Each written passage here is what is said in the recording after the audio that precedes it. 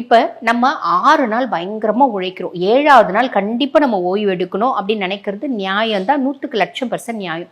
அப்போ நம்ம என்ன பண்ணலாம், காலையில் 11 மணிக்கு எந்திரிக்கிறது அப்படின்றத விட நம்ம என்ன பண்ணலாம், நம்ம தினம்தோறும் காலையில் எந்திரிச்சு வேலைக்கு போகும்போது நம்ம என்னென்ன வேலையெல்லாம் செய்வோம்.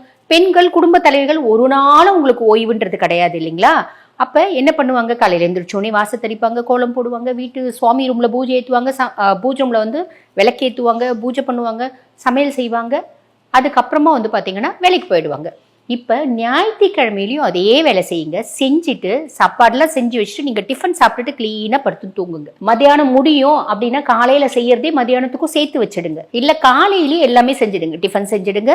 சாம்பார் வைக்கிறீங்க, இப்போ தோசை செய்கிறீங்கன்னா அந்த தோசைக்கான இட்லி செய்கிறீங்கன்னா இட்லிக்கான சாம்பார், மத்தியான சாம்பார், டிஃபன் சாம்பார் தனியாக, இந்த சாம்பார் தனியாக வைக்கிறத விட நம்ம வேலைக்கு போகும்போது என்ன சிம்பிளாக செஞ்சு போயிடுவோம், அந்த மாதிரி காலையிலேயே செஞ்சு வச்சுட்டு படுத்து தூங்குங்க. 3 மணிக்கு கூட நீங்கள் எந்திரிச்சு சாப்பிடுங்க. இந்த விஷயம் நீங்கள் கண்டிப்பாக பண்ணுங்கள். நம்ம ஞாயிற்றுக்கிழமை தானே அப்படின்னு சொல்லிட்டு ஞாயிற்றுக்கிழமை 11 மணி வரைக்கும் தூங்குறது, அன்னைக்கு குளிக்காமல் இருக்கிறது.